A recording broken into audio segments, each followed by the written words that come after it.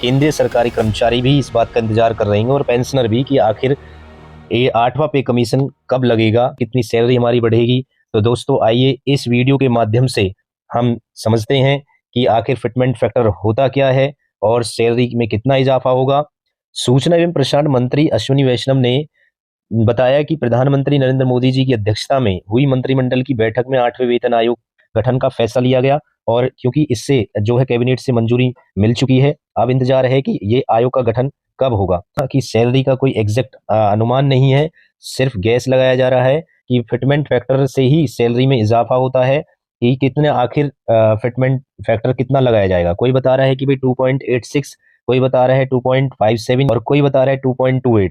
अब इसमें देखिए, यदि न्यूनतम बेसिक सैलरी 18,000 रुपये है तो ये बढ़कर जो है वो 51,480 हो जाएगी और यहीं अगर पेंशनरों की देखें तो 9,000 रुपये से बढ़कर 25,740 हो सकती है। तो 10 साल में केंद्र सरकार के कर्मचारियों के वेतनमान, भत्ते और लाभों में बदलाव की समीक्षा और सिफारिश करने के लिए किया जाता है। यह आयोग महंगाई और आर्थिक स्थितियों जैसे कारकों को ध्यान में रखकर फैसला लेता है। पूर्व प्रधानमंत्री मनमोहन सिंह की ओर से गठित 28 फरवरी 2014 को गठित 7वें वेतन आयोग ने 19 नवंबर 2015 को अपनी रिपोर्ट प्रस्तुत की, जिसकी सिफारिशें 1 जनवरी 2016 से लागू की गई।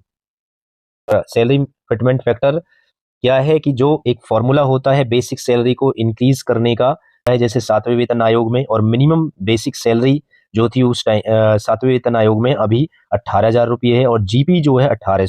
8वें वेतन आयोग में मिनिमम एक्सपेक्टेशन जो बेसिक सैलरी होगी 2.86 फिटमेंट फैक्टर के साथ 41,000 रुपये से लेकर 51,480 रुपये। और इसमें दोस्तों एचआरए अभी इंक्लूड नहीं है, टी इंक्लूड नहीं है।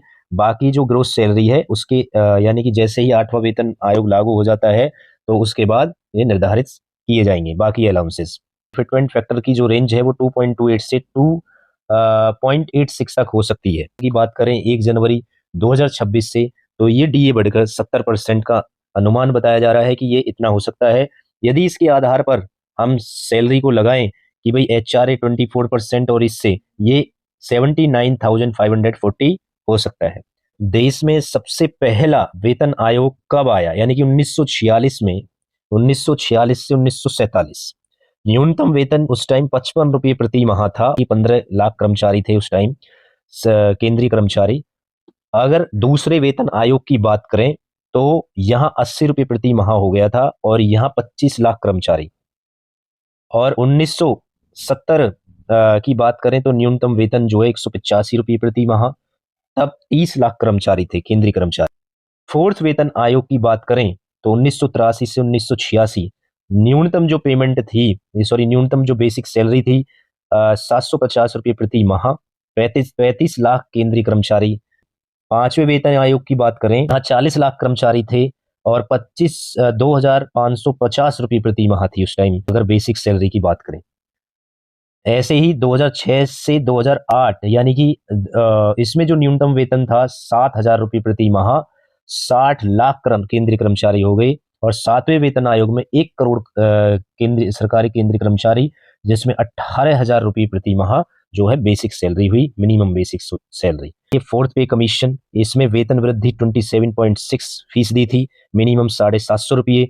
फिफ्थ पे कमीशन जब आया तो 31% वृद्धि, मिनिमम बेसिक सैलरी 2540 रुपये, 2550 के लगभग। तो सिक्स पे कमीशन में जो ये फिटमेंट फैक्टर था वो 1.86 हो गया और न्यूनतम सैलरी 54% बढ़ी, और यानी कि मिनिमम बेसिक सैलरी 7,000 रुपये। ये फिटमेंट फैक्टर आखिर होता क्या है, यानी कि अगर सैलरी और पेंशन में फिटमेंट फैक्टर लगाया जाता है, क्योंकि जब वेतन आयोग का गठन किया जाता है तो फिटमेंट फैक्टर दरअसल सरकारी कर्मचारियों और पेंशन भोगियों के वेतन और पेंशन को बढ़ाने के लिए इस्तेमाल करने वाला यानी कि फॉर्मूला है। इसके आधार पर अलग अलग लेवल पर सैलरी में बढ़ोतरी की जाती है, हालांकि इसमें भत्ते को नहीं जोड़ा जाता है। कि अगर इसके कैलकुलेशन करें, लेवल 1 के कर्मचारी हैं मानो, और उसका मिनिमम जो है न्यूनतम बेसिक सैलरी लेवल 1 में 18,000 रुपये। ये 8वें वेतन आयोग का अनुमान लगाते हैं तो 18,000 में यदि 2.86 फिटमेंट फैक्टर की मल्टीप्लाई करें, यानी कि इसकी मल्टीप्लाई करते हैं तो 51,480 रुपये आता है। और यहीं अगर महंगाई भत्ता इसमें जोड़ दिया जाए, यानी कि इस सैलरी का 51,480 का 70% यदि निकालें तो ये 36,036 रुपये आता है। और बेसिक और डीए को यदि ऐड कर दिया जाए तो ये जो है 87,516 रुपीज़। अभी इसमें HRA इंक्लूड नहीं है। अब लेवल 2 के कर्मचारी पर चलते हैं। का वर्तमान मूल वेतन जो है वो कितना है, 19,900 रुपये। और ये 8वें पे कमीशन के आधार हिसाब से देखें तो कितनी सैलरी हो जाएगी इसकी, तो ये 19,900 में 2.86 की मल्टीप्लाई करें 56,914 रुपये। 70% यदि इसमें डीए इसका मल्टीप्लाई करें 70% की तो ये 39,840 रुपये। और इसी के आधार पर यदि इन दोनों को जोड़ दिया जाए तो इसका जो जोड़ आएगा वो 96,754 रुपये। यानी कि और इसमें जो और भी भत्ते हैं जो जोड़े नहीं गए हैं तो दोस्तों तो ग्रोस सैलरी काफ़ी हो जाएगी। 11-13 का यहाँ एग्जाम्पल लिया है कि वर्तमान मूल वेतन में अगर उसकी 1,23,100 रुपये जो है बेसिक पे है तो उसमें जो है नया जो मूल वेतन होगा 8वें वेतन आयोग के आधार पर तो 1,23,100 रुपये में यदि 2.86 की मल्टीप्लाई कर दें तो 3,51,066 रुपये आता है। और यहीं अगर इसमें महंगाई भत्ता डियरनेस अलाउंस जो है वो जोड़ दिया जाए तो वो 2,45,746 रुपये आएगा। और इन दोनों को ऐड कर दिया जाए तो 5,96,812 रुपये प्रति माह सैलरी अनुमानित सैलरी लगाई जा रही है। यहाँ कोई एग्जैक्ट नहीं लगा है क्योंकि एग्जैक्ट तो तब पता चलेगा जब 1 जनवरी 2026 को यदि ये 8वां वेतन आयोग 2.86 के फिटमेंट फैक्टर से लागू होता है। 1 जनवरी 2026 का इंतजार कीजिए आखिर कब होता है लागू। धन्यवाद दोस्तों। इस वीडियो की यदि वीडियो अच्छी लगी हो तो इसको शेयर जरूर करें। जिसने बेल नोटिफिकेशन नहीं दबाया है तो उसको प्रेस कीजिए जिससे आपको अगली वीडियो इसी प्रकार की मिलती रहे। धन्यवाद।